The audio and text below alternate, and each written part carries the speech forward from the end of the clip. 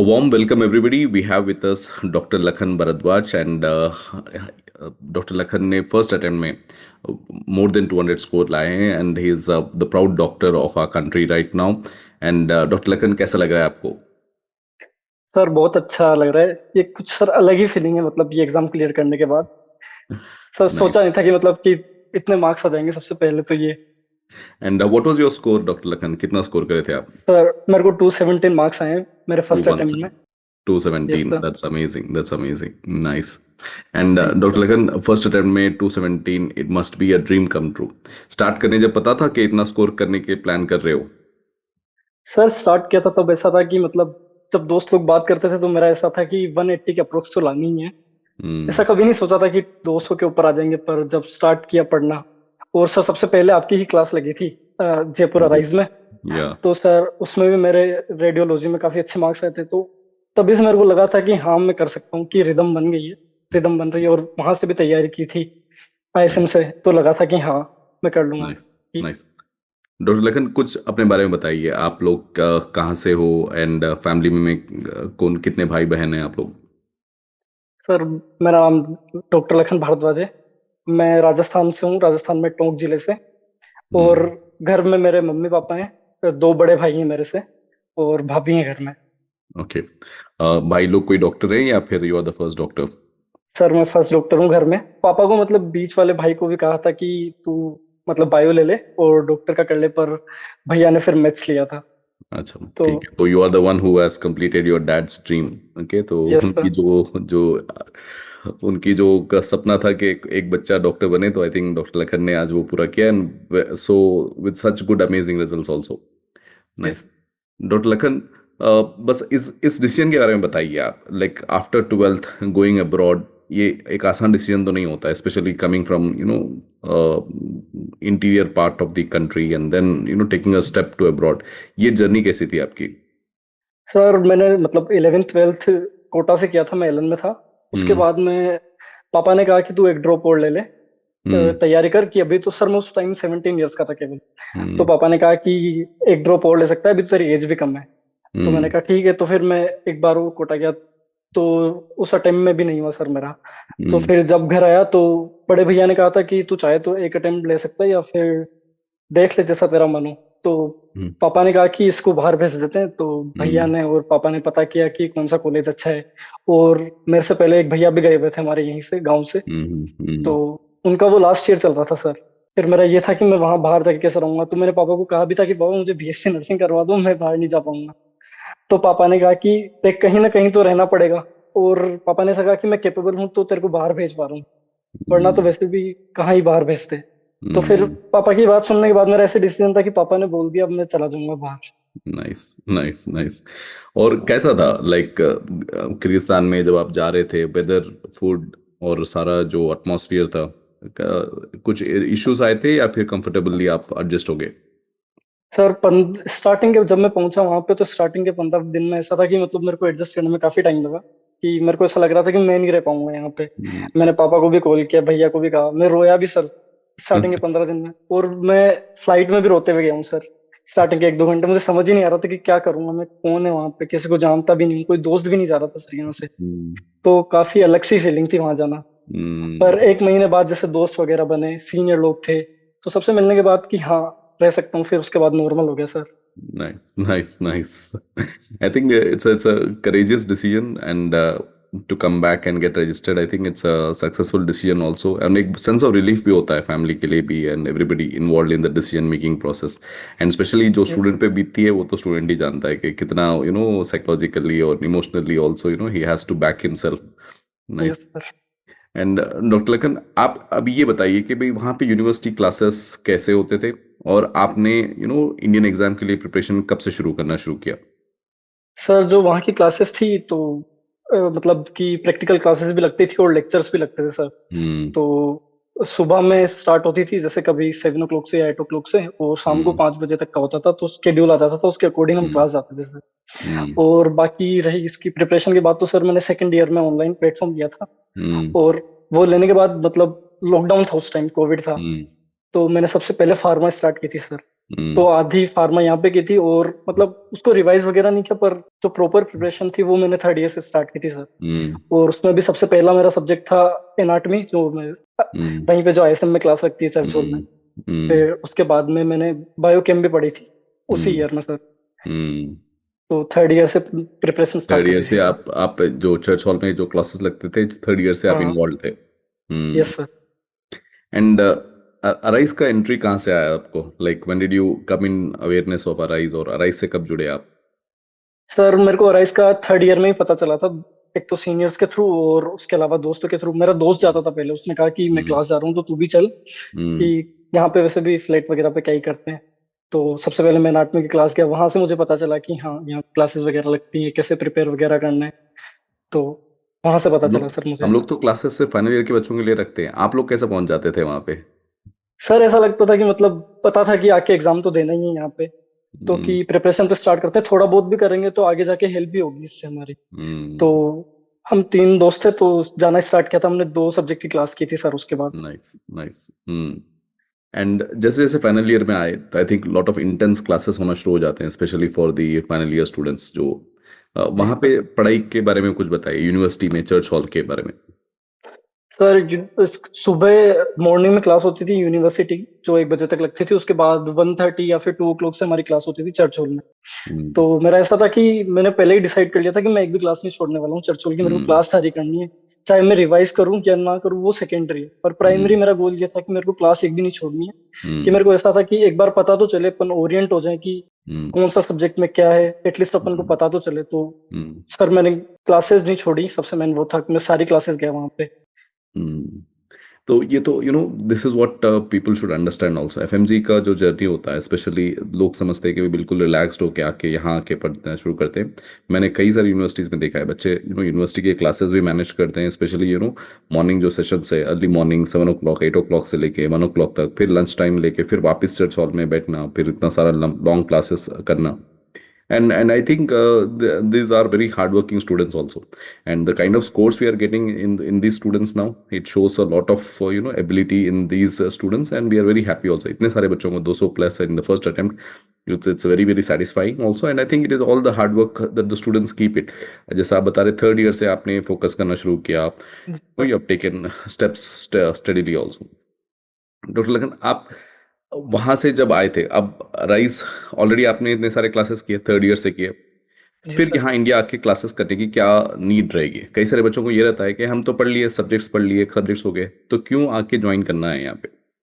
Sir मेरा ये था कि जैसे मैंने सीनियर लोगों से भी बात की थी, और एक खुद का भी था कि मैं सारे सब्जेक्ट रिवाइज नहीं कर पाया था सर, क्योंकि कॉलेज की क्लासेस भी होती हैं, एग्जाम्स भी होते हैं। तो एक बार अपन ने सुना, तो ऐसा था कि केवल एक बार सुना है, रिवाइज प्रॉपर्ली मैं कर नहीं पाया सारे सब्जेक्ट्स को। हम्म तो मेरे को ऐसा था कि एक बार नोट्स हमारे मेरे पहले से बने हुए हैं, एक बार हम्म वापस क्लास जाके सुनूंगा तो मेरा ऐसा होगा कि रिवीजन भी हो जाएगा, और याद भी आएगा कि जो जो सुना था। तो हम्म एक तो वहीं पे रिवीजन हो जाएगा, और एक था कि हम्म मैं जाके फिर लाइब्रेरी वगैरह में रिवाइज कर लूंगा, तो हम्म कि आउटपुट अच्छा मिलेगा मेरे को। हम्म तो मैंने बाकी सीनियर लोगों से भी बात की, उन्होंने भी यही कहा कि हमने भी क्लास की है, बाकी तू वहां जाके क्लास करेगा तो तेरे को फायदा ही होगा, उसमें नुकसान कुछ नहीं है।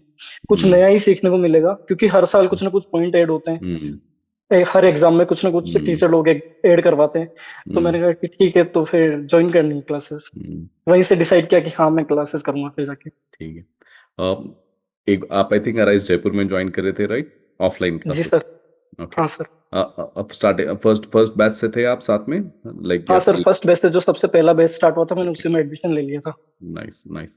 डॉक्टर लखन, इस बारे में बताइए कि you are a student who has prepared, जो अटेंड भी करे क्लासेस फाइनल ईयर में, और यहाँ पे आने बाद कैसा अपना माइंडसेट रखा आपने कि भी सारे क्लासेस अटेंड करे थे, या फिर सेलेक्टिव थे आप क्लासेस अटेंड करने में? And were you completely full fledged into the tests that happen, subject wise test जो होते थे क्लासेस के बाद, और अपना माइंडसेट कैसा था, और कितना डिफरेंट है वहाँ पे चर्च हॉल में पढ़ना और यहाँ पे पढ़ना? सर चर्च हॉल में ऐसा था कि वहां पे कॉलेज भी साथ में था, तो इतना रहता था कि हाँ कॉलेज की क्लासेस भी उनके लिए भी पढ़ना है, और कभी रिवाइज किया कभी नहीं किया तो थक गए। पर यहाँ पे ऐसा था कि हाँ कि सब कुछ रिवाइज करना है। मैंने सर कोई सी भी क्लास मिस नहीं की यहाँ पे, मैंने सारी क्लासेस अटेंड की हैं। और जो भी सर सब्जेक्ट वाइज टेस्ट होते थे वो भी मैंने सारे दिए हैं। और जितने भी जीटी भी हुए थे सर, ऑलमोस्ट मैंने सारे जीटी दिए थे यहाँ पे जो राइज के हुए। तो मेरा ये था कि मेरे को एक भी क्लास नहीं छोड़नी है, सबसे मेन गोल ये रखा मैंने कि मैं क्लास नहीं छोड़ूंगा सबसे पहले। कि हम्म क्योंकि सर कुछ ना कुछ ऐसा होता है कि ऐसा तो है नहीं कि सब कुछ याद रहे जो अपन ट्रू ने वहां पे पढ़ा था बिस्केक में। ट्रू तो मेरा ये था कि मैं क्लास जाऊंगा, सुनूंगा, कुछ ना कुछ नया ही गेन होगा, लॉस मेरा कुछ नहीं हम्म होने वाला है वहां जाने के बाद। हम्म तो हम्म मैंने सारी स्टार्टिंग से लेके आखिरी तक सारी क्लासेस अटेंड की सर। और मेरा ये था कि मैं कहीं नहीं जाने वाला हूँ दूसरे वीडियो, मुझे कुछ नहीं देखने। मेरे को हम्म जो भी है ये नोट्स ही है, अगर मैंने ये कंप्लीट कर लिए वही मेरे लिए काफी होगा। मेरे को था ही नहीं कि मेरे को कोई वीडियो देखना है। मैंने सर नाइस आखिरी तक ना कहीं यूट्यूब पे वीडियो देखे, ना किसी प्लेटफॉर्म से वीडियो देखे सर। मैंने अराइज के नोट्स ही फॉलो किए और क्वेश्चंस नाइस वगैरह किए सर मैंने। Nice nice and doctor Lakhan, that is one thing very important जो आप सजेस्ट कर रहे हो कि आप पढ़ के भी आए हो तो इम्पॉर्टेंट है कि भाई ये 6 मंथ्स आप कमिटेड काम करो, डिसिप्लिन एक कंसिस्टेंसी से काम करो ताकि रिजल्ट उसका अच्छा आए। 200 प्लस आना, पास तो हो भी सकते हैं, लेकिन अगर आप एक रिदम में एक डिसिप्लिन में रहोगे ना तो एक सेटिस्फैक्शन जो होगा कि एक end of the day when you get such a good score, ये एक पॉजिटिविटी आपको आगे नीट पीजी प्रिपरेशन में भी काम आएगी और आगे एक एक मोटिवेशन रहेगा कि आपने एक अच्छा किया है। तो एक एक कॉन्फिडेंस जो आता है ना वो आगे आपको डेफिनेटली पुश करता है। एंड यहाँ के क्लासेस के बारे में बताइए डॉक्टर लखन, इतने सारे फैकल्टीज से मिले हो आप, राइट? इंटरेक्शन इतने सारे टीचर्स से, one of the renowned teachers of the country come and interact, जी आपके कोई स्पेशल मेमोरीज हैं या कोई स्पेशल फेवरेट्स हैं during this learning experience in Arise Jaipur?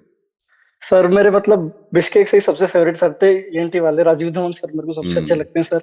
वो मेरा एक ऐसा सब्जेक्ट था जो मैंने सबसे अच्छे से किया होगा हम्म बिस्केक में।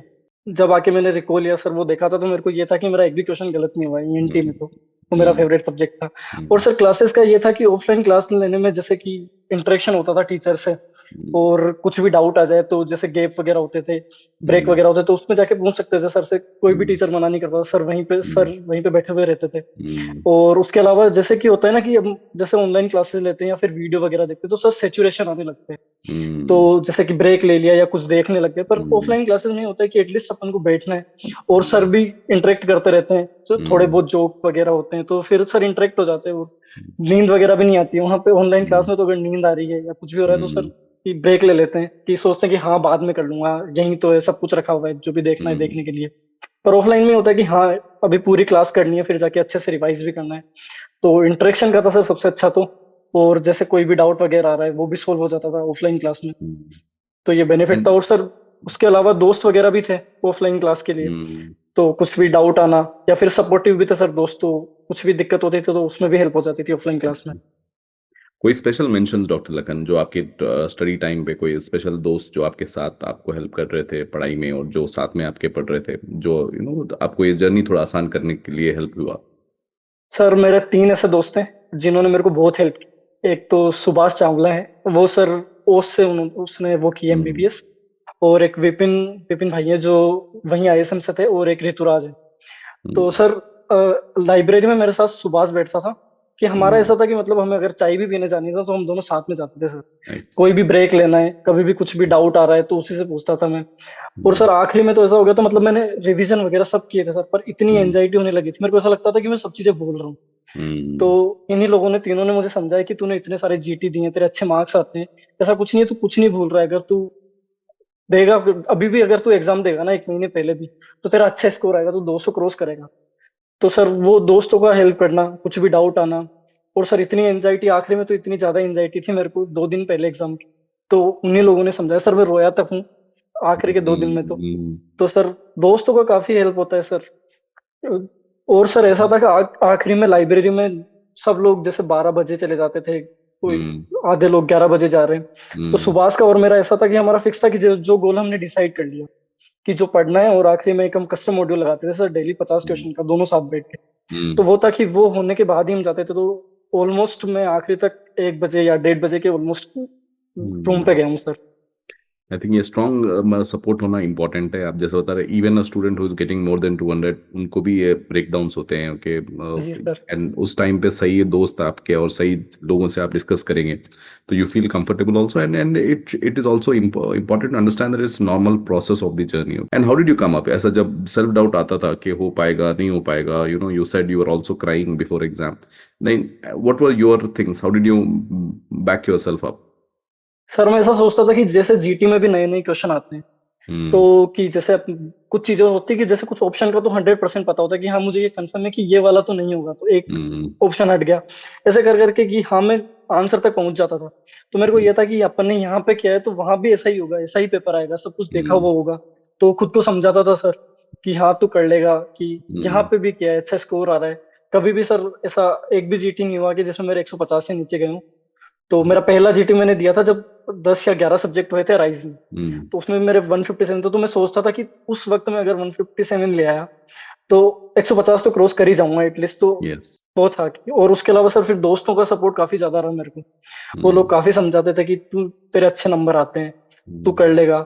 तेरे जीटी में भी तो हुए ना, जीटी में भी नए क्वेश्चन आते हैं, हम लोग करते हैं, ऐसा तो है नहीं कि सारे क्वेश्चन तुझे आएंगे। कुछ ना हम्म कुछ क्वेश्चन होंगे जो नहीं आएंगे, तो उन पे टाइम नहीं देना है। और अगर तू ऐसे एंजाइटी करेगा तो, वो विपिन भाई मुझे एक ही चीज कहते थे कि अगर तूने एंजाइटी ली तो तू 20 से 30 नंबर कम ही करेगा, तेरे बढ़ने वाले नहीं है। तो हम्म एंजाइटी नहीं लेनी है, अपन ने अच्छे से पढ़ा है। और वो ऐसे बोलते थे कि अगर आखिरी की पढ़ाई काम आती तो कोई भी पढ़ के पास हो जाता है, अच्छे मार्क्स ले आता। अपन ने 6 महीने मेहनत की, इससे पहले अपन मिस्टेक से भी मेहनत करते हुए आ रहे हैं।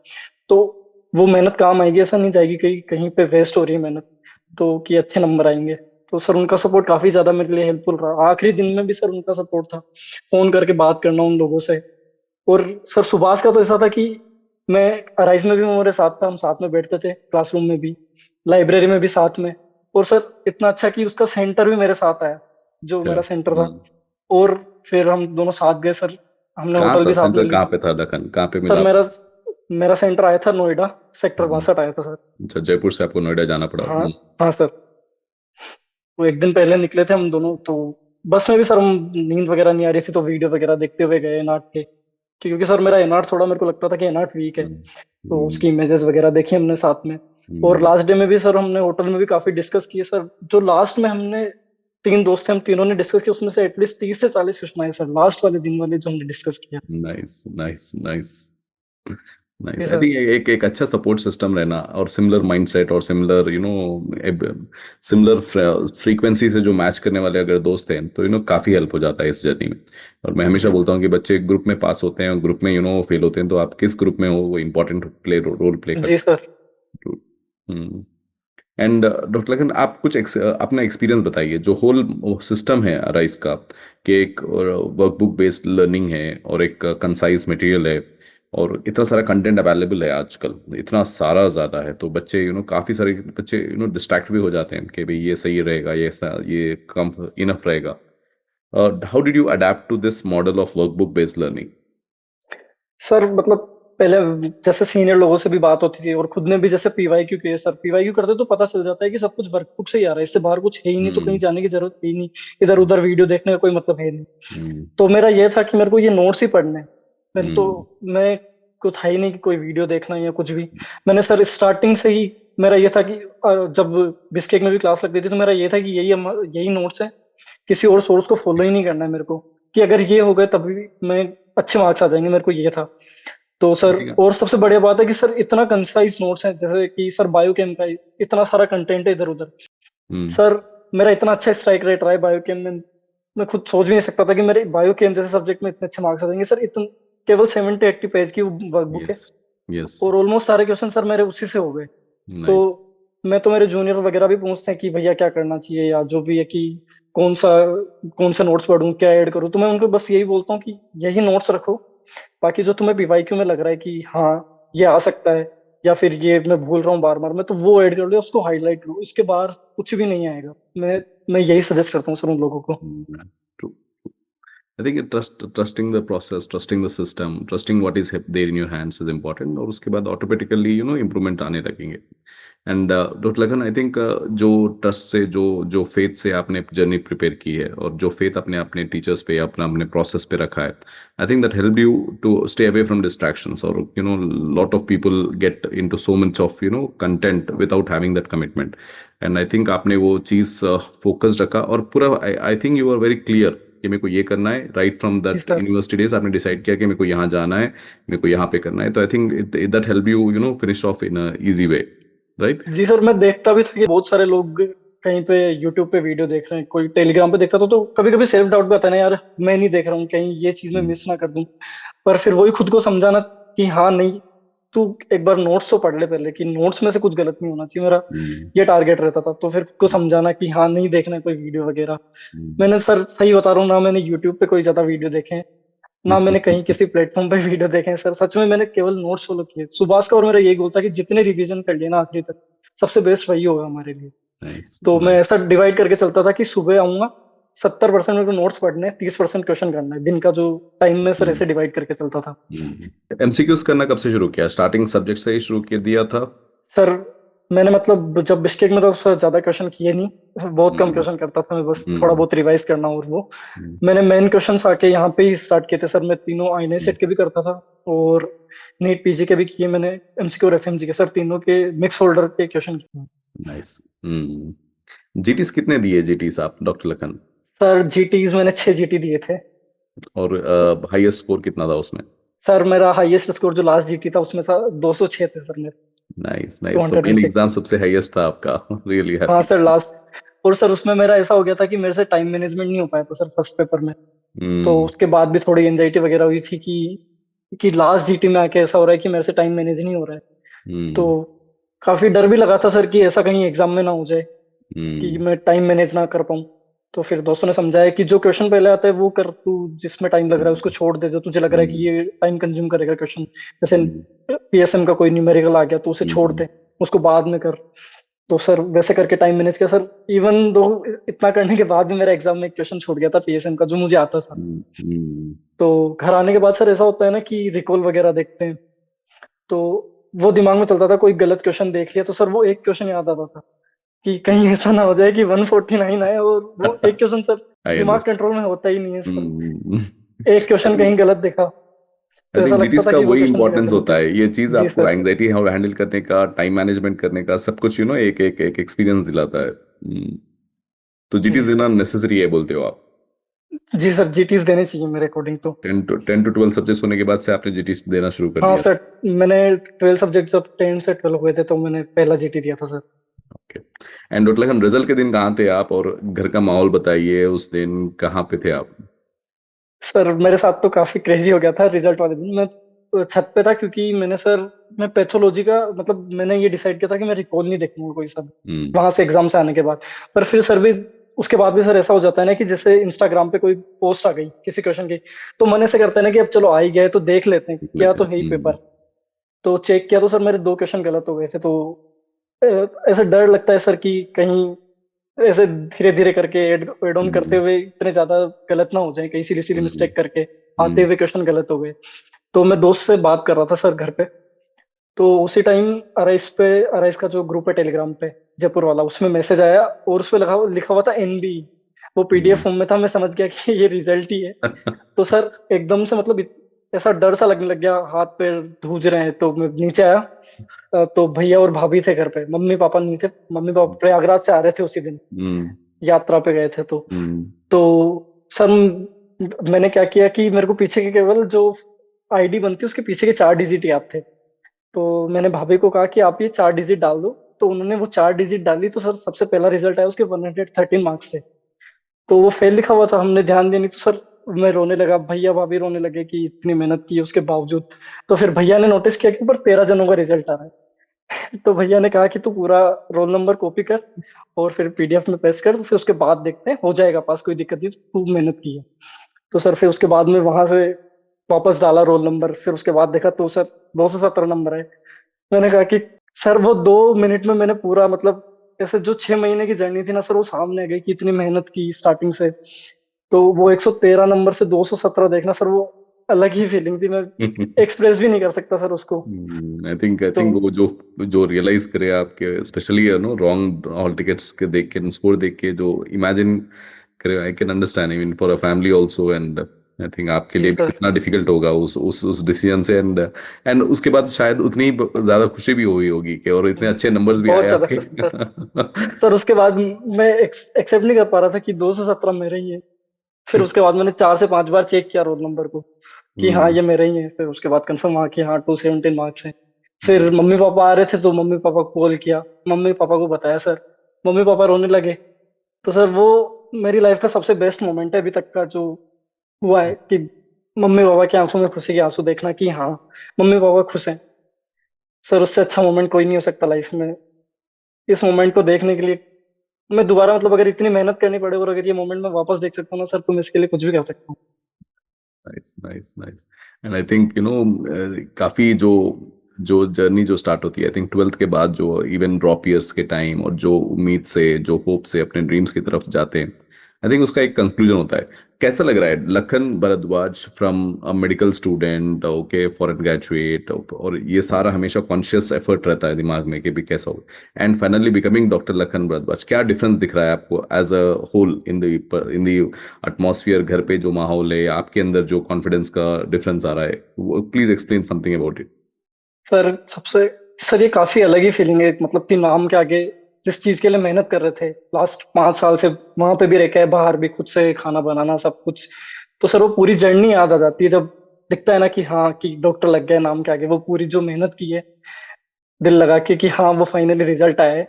और सर सब उससे भी ज्यादा कि जैसे घर वालों को देखते हैं ना कि हाँ घर वाले इतने खुश हैं, इतने अच्छे मार्क्स आए हैं, तो सर वो अलग ही फीलिंग है। और सर जब बाहर भी जाता हूँ तो लोग बाग भी नाम से नहीं बुलाते सर, सीधा बोलते हैं डॉक्टर साहब कैसे हो, डॉक्टर साहब कैसे हो। तो सर वो तो एक्सट्रीम ही फीलिंग है सर, रियलाइज ही नहीं होता है कि कब इतना चेंज हो गया। Really happy, and जी I sir. think all this effort over these years, right, सब कुछ उसका fruit मिल रहा है, and you all deserve this happiness, you all deserve this efforts, and I can see that lot of dedication, lot of discipline, lot of efforts go into getting this done, and we are really proud at Arise, and we wish you a great bright future ahead, Dr. Lakan. आपको और खुशियां मिले और कामयाबी मिले, and this such good scores in the first attempt that shows you are going to be a promising doctor for the country. I wish you good luck in your future studies also. आप अपने juniors के लिए कोई important advisers इस journey के बारे में आप बताना चाहेंगे? सर मैं तो जैसे मेरे जूनियर से या फिर जो भी जो सुन रहे हैं उन लोगों को बस एक ही चीज कहना चाहूंगा कि इधर उधर जो दूसरे जो चीजें हैं इधर उधर के नोट्स हैं उनके पीछे मत भागो। जो मिल रहा है मतलब जैसे कि जो भी कोचिंग कर रहे हो या जहां से भी राइज से कर रहे हो, जो नोट्स है उन्हीं को पढ़ो, बार बार रिवाइज करो। Revision is the key sir, मेरे अकॉर्डिंग तो वही है। क्योंकि एग्जाम में क्वेश्चन की लैंग्वेज भी नहीं आती, केवल पीवाईटीज होते हैं। पीवाईक्यू जैसा मुझे नहीं लगता कि पीवाईटी इंपॉर्टेंट है। हम्म, अगर कोई पीवाईटी है तो उसको पूरा पढ़ लो, उसमें से हम्म, कोई भी पॉइंट मिस नहीं होना चाहिए।